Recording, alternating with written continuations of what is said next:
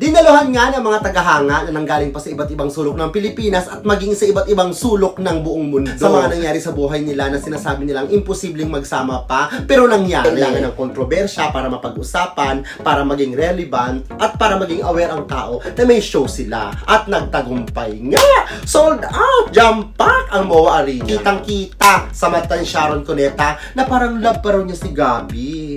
Oo, talagang nagniningning. Hello! Welcome back to my channel. Magandang araw. At kung anong oras nyo man ako napapanood, tapusin nyo po yan. Paki-like, paki-share at mag-iwan ng komento. Pero magpakabait at magpabibiktima sa clickbait. At dahil walang maling opinion, tayo po ay makikiusyoso sa bawat kwento. Makikisali pero hindi makikigulo. At ako ang inyong marites na maghahatid sa inyo ng mga intriga na Mia Chika Dora. At eto ang latest.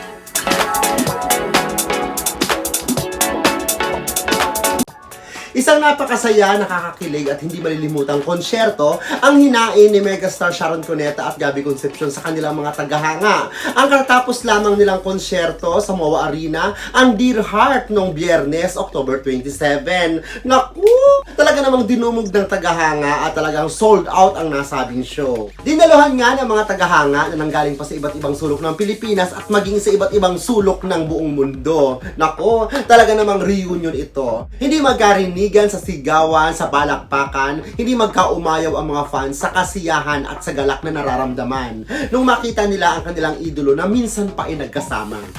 Sabi nga nila, once in a lifetime. Kasi sa kabila ng mga nangyari sa buhay nila Sharon Cuneta at Gabby Concepcion, na talaga namang hindi maililihim, lalo na sa mga tagahanga, nako, sa mga nangyari sa buhay nila na sinasabi nilang imposibleng magsama pa, pero nangyari.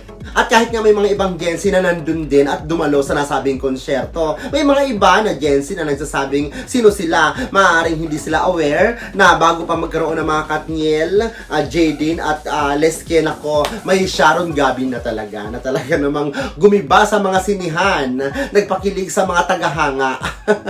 Marami ang nag-iintay na sana magkaroon sila ng isang reunion movie o maaaring teleserye. Pero nangyari naman ito nung mga nakalipas na taon sa isang commercial, sa isang TV ads na McDonald's kung saan nagsama yung dalawa. Bagay na inintay ng mga tagahanga na magkakaroon din sila ng isang pelikula. Pero dahil nga siguro sa mga hindi pagkakasundo, mga iba-ibang problema, nauwi ito sa isang konsyerto at talaga namang matagumpay na konsyerto. At kung ating matatandaan itong mga nakalipas na buwan, nagkaroon ng kontrobersya sa pagitan ng mag-ina, Casey Concepcion at megastar, na kung saan ay may mga nagsasabing nag-aaway, nagpaparinigan, nagkakatampuhan, nagkakasakitan ng damdamin, mga ganon. At kung ating matatandaan, may mga naging post si Sharon Cuneta para sa kanyang anak na si Kaki Pangilinan dahil namimiss niya ito, dahil pumunta ito ng ibang bansa para mag-aral. Nako, samot-saring mga reaksyon at mga intriga na ang umusbong. Marami na ang mga basher at mga netizen na nag-react at sinasabing may paboritong anak si Sharon at ito nga ay si Kaki. At binabaliwala na daw nito ang firstborn na si Casey Concepcion.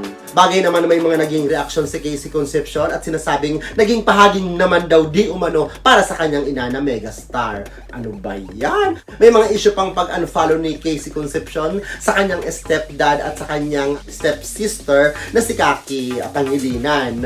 At marami pang mga ibang intriga.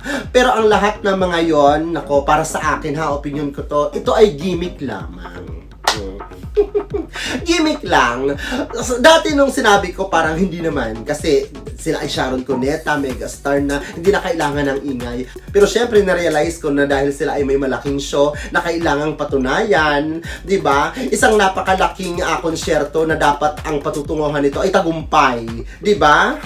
Kasi syempre nag-aalangan sila na sila ay hindi na mga bata papunta na doon. Maaaring nagduda sila na kailangan ng ingay, kailangan ng kontrobersya para mapag-usapan, para maging relevant, at para maging aware ang tao na may show sila. At nagtagumpay nga! Sold out! Jam pack ang MOA Arena. Syempre lahat ng mga fans ay nagdiriwang, masayang-masaya, abot langit ang ngiti, talaga namang kinikilig hanggang sa kanilang pag-uwi. Humingi ng apologize si Sharon sa kanyang panganay at sinasabi nito na pasensya na dahil sa hindi pagkakaroon ng kompletong pamilya. Pero ipinagdiinan nito na mahal at patuloy niyang mamahalin ang kanilang si Casey Concepcion. So ayan, abangan natin ang kanilang patuloy na pagtatanghal kung saan ito ay alay nila sa kanilang mga loyal na tagahanga sa mga Sharonians. Siyempre sa mga diehard na mga tagahanga, marami ang mga nag-iisip na sana sila ang naging magkatuluyan. Sana maging sila ulit. Maaaring imposible, pero hindi natin alam. Pero sila naman ay mga masasaya na sa kanilang mga partner. Diba? Si Sharon Cuneta ay mayroon ng asawang si Kiko Pangilinan at maging si Gabby Concepcion din. Siyempre sinasabi nila ito ay trabaho lamang, walang personalan. Ang mga nakaraan ay nakaraan na. Pero siyempre marami ang mga nanunukso na first love never dies. Kasi si Sharon ay first love si Gabby Concepcion. At talaga namang kitang-kita sa mata ni Sharon Cuneta na parang love pa raw niya si Gabby. Oo, talagang nagniningning. Hindi talaga madidinay ni Sharon Cuneta na mahal niya si Gabby. Ewan ko, yun ang nararamdaman ko, yun ang nakikita ko. Sa video pa lang ha, sa mga titigan nila, parang kitang-kita ang koneksyon na parang hindi pinipeke. Parang may ugnayan. Ang spark ay nandun, lalong-lalo na sa mata ni Sharon Cuneta. Talaga namang hindi raw mapipeke. O syempre, maaaring napakagaling niyang artista na talaga nakumbinsi tayo na siya ay nagmamahal pa rin sa kanyang dating minahal. Pero syempre, ipinagdidiinan at pinagsisigawan niya na ito ay trabaho lamang. Ito ay isang napakalaking pasasalamat nila sa kanilang tagahanga na sumusuporta noon at magpahanggang sa ngayon na hindi maididinay, nandyan pa rin sila. Sumusuporta, kinikilig at umaasa. Siyempre, higit kanino man ang napakasayang tao nung araw na yon ay walang iba kundi ang kanilang anak na si Casey Concepcion. Diba? Clap, clap, clap! At ito pa ang mga ilan sa mga pasilip sa ating mga ibang chika.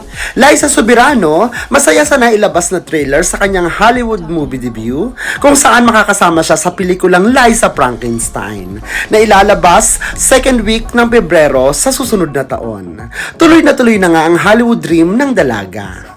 Samantala, ibinahagi ng veteranang aktres na si Daria Ramirez na dating asawa ni Joey De Leon na siya ngayon ay namumuhay mag-isa. At kahit nga nandito lang naman sa bansa ang isa sa kanyang mga anak na si Kimpi De Leon, ay bibihira lamang silang magkita. At nilinaw ng aktres na kagustuhan niya ang lahat ng mga ito, ang mamuhay na mag-isa. Pero ibinunyag nito na siya ngayon ay nangangailangan ng pinansyal at nabanggit nga nito na halos araw-araw siyang namumroblema kung kanino hihingi ng tulong para makabayad sa mga bills at iba pang mga gastusin nito. At ibinunyag ng aktres na bagaman matagal na silang hiwalay ng master henyo na si Joey De Leon ay hindi niya alam na na-annulled na pala siya. Kaya humihingi ito ng kopya ng annulment. At kasabay ng paghingi rin ng tulong pinansyal sa dating asawang si Joey De Leon. Bea Alonzo at Dominic Roque, nagpaplano na nga bang magpakasal sa Amerika? Bagaman marami na rin ang lumabas na usap-usapan na tapos na raw itong magpakasal sa ibang bansa, di umano. Bagay naman na ipinagkibit balikat lamang ng dalawa.